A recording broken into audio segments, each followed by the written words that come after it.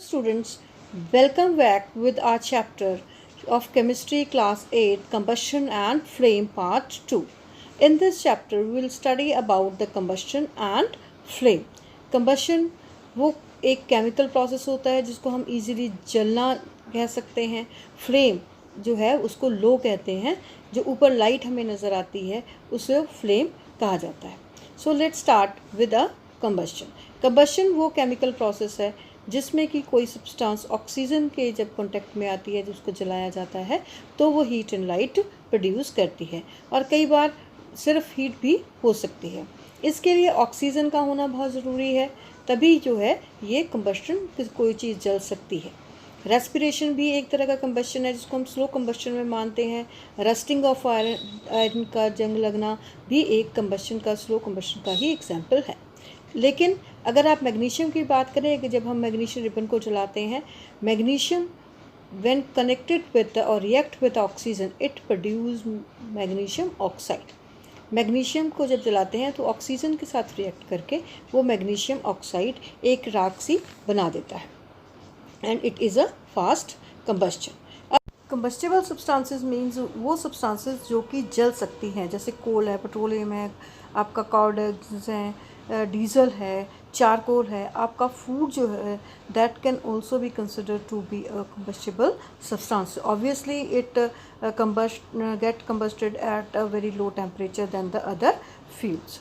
तो जो ये सब जल सकती जो चीज़ें हैं जिनसे हमें एनर्जी मिलती है उनको हम कंबस्टेबल सब्सटेंसेस में इंक्लूड करते हैं. जैसे कोयला है, डीजल है, पेट्रोल है, and you can easily see the coal in this picture.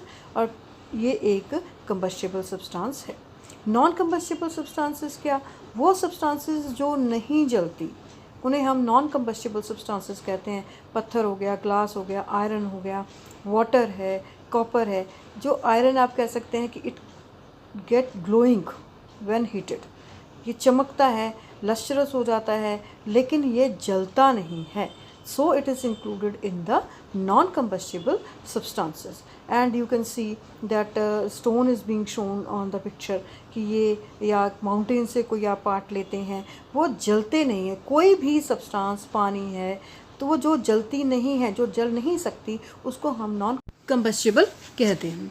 अब हम कंडीशंस देख लेते हैं जो कि कंबस्शन के लिए ज़रूरी हैं. That is necessary conditions for the combustion.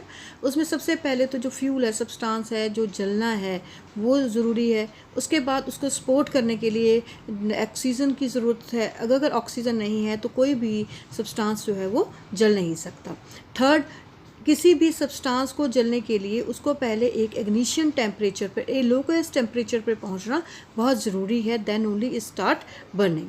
इसी को देखते हुए वी कैन यूज़ मैस्टिक और we can use lighter to light are different components of that we get fire from. जैसे एलपीजी जलाते हैं तो उसके लिए आप लाइटर वगैरह यूज़ कर लेते हैं.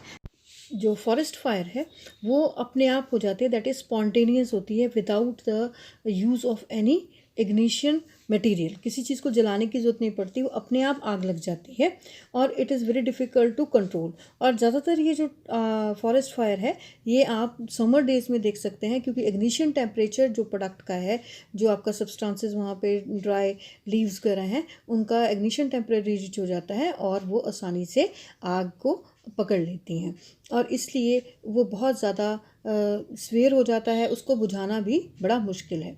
जो आप सिंपल सी एक मैस्टिक देखते हैं, ये पाइन वुड की लकड़ी होती है जिसको एक साइड पे रेड फास्फोरस में डुबोया जाता है और उसको जब रब करते हैं तो वो जलना शुरू कर देती है.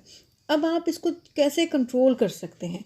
कहीं पे भी आग लगी तो उसको कंट्रोल करने के लिए 3 ही मेजर जो हैं वो हम अडॉप्ट कर सकते हैं. पहला तो क्योंकि फ्यूल है, जो चीज़ जल रही है उसको वहाँ से हटाया जाए.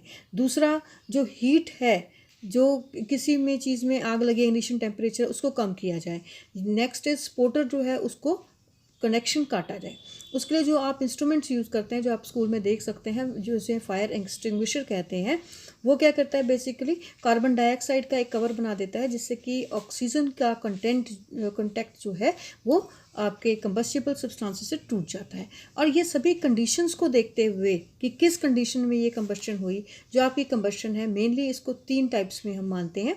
First is rapid combustion, then is spontaneous combustion, and at last we have an explosive combustion. ये तो 3 combustions हैं. इसके जो basis है वो क्या है कि किन conditions में किस तरह से जो combustion start हुआ. सबसे पहले हम rapid combustion देख लेते हैं. rapid combustion क्या होता है? वो combustion का process जिसमें कि बहुत short time में बहुत ज़्यादा amount में हमें heat या light मिल जाती है, उसे हम rapid combustion मानते हैं. जैसे कि LPG गैस है, वो immediately जलना शुरू कर देती है और काफ़ी हीट और लाइट प्रोड्यूस करती है. सेम कैंडल है जो उसमें से भी हमें जो इंस्टेंट जो है वो मिलता है. अब इससे जो नेक्स्ट है वो हम कौन सा ले लेंगे? स्पॉन्टेनियस, जो हमने पहले भी आप स्टडी किया है कि जो बिना किसी इग्निशन के, विदाउट किसी की कोई चीज़ के जलाने के अपने आप जल जाए, उसको हम स्पॉन्टेनियस कंबस्शन में मानते हैं. एक्सटर्नल रिसोर्स हीट की ज़रूरत नहीं पड़ती है.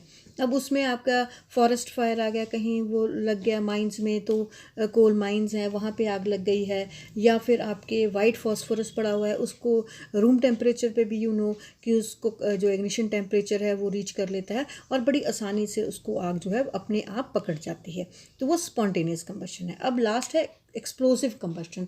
एक्सप्लोसिव मतलब जैसे आप क्रैकर्स चलाते हैं तो उसमें हीट लाइट के साथ साथ बहुत बड़ी गैसेस का अमाउंट निकलता है और सबसे ज़्यादा साउंड प्रोड्यूस होती है. तो ऐसे रिएक्शंस, ऐसा कंबस्शन जिसमें कि हीट लाइट और गैसेस के साथ साथ साउंड प्रोड्यूस हो, उसे हम एक्सप्लोसिव मानते हैं. सबसे इजी जो आपके लिए इसके लिए समझने के लिए है, you can understand by the burning of the और bursting of the crackers, and it's all about in this chapter, and we will study next topic in the next lecture.